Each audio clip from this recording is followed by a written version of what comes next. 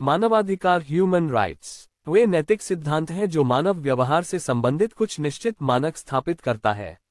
ये मानवाधिकार स्थानीय तथा अंतर्राष्ट्रीय कानूनों द्वारा नियमित रूप से रक्षित होते हैं।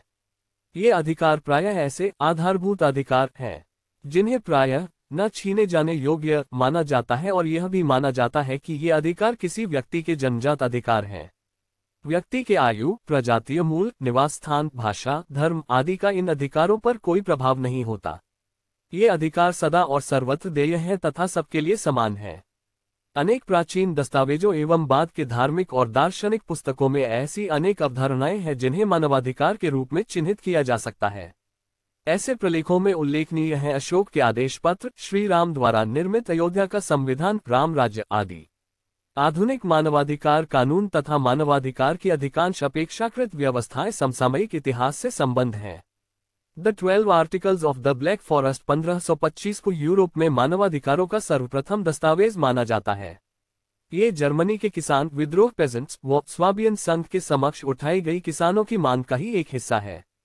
ब्रिटिश बिल ऑफ राइट्स ने यूनाइटेड किंगडम में सिलसिलेवार तरीके से सरकारी दमनकारी कार्रवाइयों को अवैध करार दिया।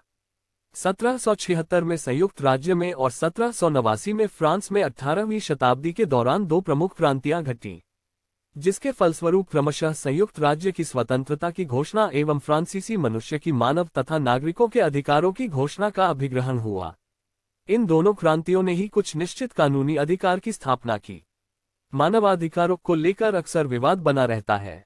ये समझ पाना मुश्किल हो जाता है कि क्या वाकई में मानवाधिकारों की सार्थकता है। ये कितना दुर्भाग्यपूर्ण है कि तमाम प्रादेशिक, राष्ट्रीय और अंतर्राष्ट्रीय स्तर पर सरकारी और गैर सरकारी मानवाधिकार संगठनों के बावजूद मानवाधिकारों का परिदृश्य तमाम तरह की विसंगतियों और विद्रूपताओं से भरा पड़ा है। किसी भी इंसान की जिंदगी, आजादी, बराबरी और सम्मान का अधिकार है, मानवाधिकार है।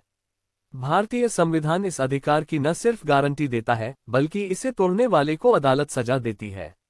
संयुक्त राष्ट्र के चार्टर में ये कथन था कि संयुक्त राष्ट्र के लोग यह विश्वास करते हैं कि कुछ ऐसे मानवाधिकार हैं जो कभी छीने नहीं जा सकते, मानव की गरिमा है और स्त्री पुरुष के समान अधिकार हैं।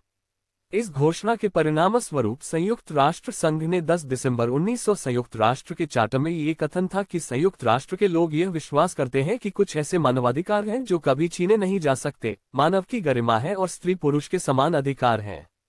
इस घोषणा के परिणामस्वरूप संयुक्त राष्ट्र संघ ने 10 दिसंबर 1948 को मानवाधिकार की सार्वभौमिक घोषणा अंगीकार की। इस घोषणा से राष्ट्रों को प्रेरणा और मार्गदर्शन प्राप्त हुआ और वे इन अधिकारों को अपने संविधान या अधिनियमों के द्वारा मान्यता देने और क्रियान्वित करने के लिए अग्रसर हुए। राज्यों ने उन्हें अपनी विधि में प्रवर्तनीय अधिकार का दर्जा दिया। 10 दिसंबर 1948 को संयुक्त राष्ट्र संघ की सामान्य सभा ने मानव अधिकारों की सार्वभौम घोषणा को स्वीकृत और घोषित किया। इस ऐतिहासिक कार्य के बाद ही सभा ने सभी सदस्य देशों से पुनरावेदन किया कि वे इस घोषणा का प्रचार करें और देशों अथवा प्रदेशों की राजनैतिक स्थिति पर आधारित भेदभाव का विचार किए बिना, विशेषतः विद्यालयों और अन्य शिक्षा संस्थाओं में, इसके प्रचार, प्रदर्शन, पठन और व्याख्या का प्रबंध करें।